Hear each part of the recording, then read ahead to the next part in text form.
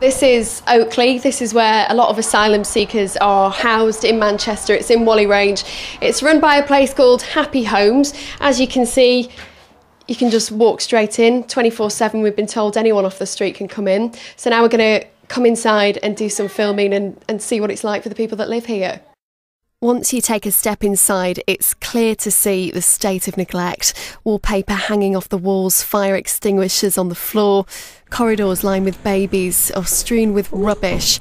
And children as young as 3 are able to play with nails, screws and the debris just dumped in unlocked rooms.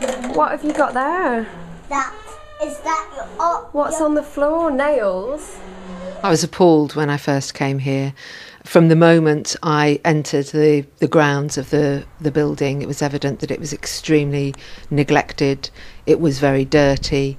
The entrance area is completely without any kind of maintenance. There's no controlled entry. The door into corridors, off which are 26, I believe, women with children. The main entry door is completely without adequate locking. When I walked in, the hallway, which they've since tidied up and cleaned up a bit, was absolutely filthy. There were damaged mattresses in the hallway that were inhibiting people's movement up and down the hallways. There were children of 2 and 3 playing in these hallways.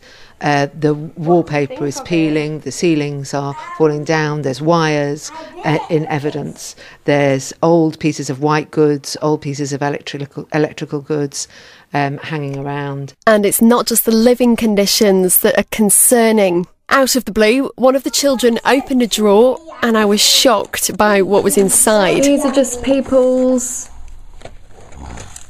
there's names and addresses and sort codes here for people's bank details, and the door was just left completely wide open. Hi. There are 28 flats inside the complex. Most of the families live and sleep in just one room. Ola, who doesn't want her face shown, has been here for more than a year. So does everybody live in the one room? Yeah, just like this, yeah. And at the moment we've got 1, 2, 3, 4, 5, 6, 7, 8, including me in this one room. Yeah. In the kitchen, everything works, but it's tiny and dirty. The problem is that it's too tight, especially for children. No space for them to play. I can see in here you've got all the children's belongings all in one. So it's too tight. Next I go with the kids down a corridor to the laundry room. Along the way there's discarded food. So is this where you have to play? Yeah. This is where all the residents have to wash their clothes. They claim only one machine works. In here you can see the loads mounting up. There's only one working washing machine for everyone that lives here. That's 50 people. Apart from the corridors, there's only one more place for the children to play. Just rubbish everywhere. So the kids come out here. We've got rusty and I don't know what it is, some kind of broken container.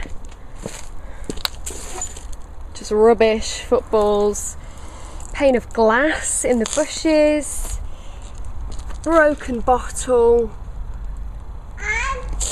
booze cans. A formal complaint about Oak Lea was made by a human rights organisation 2 weeks ago, and despite several phone calls we couldn't get a satisfactory response.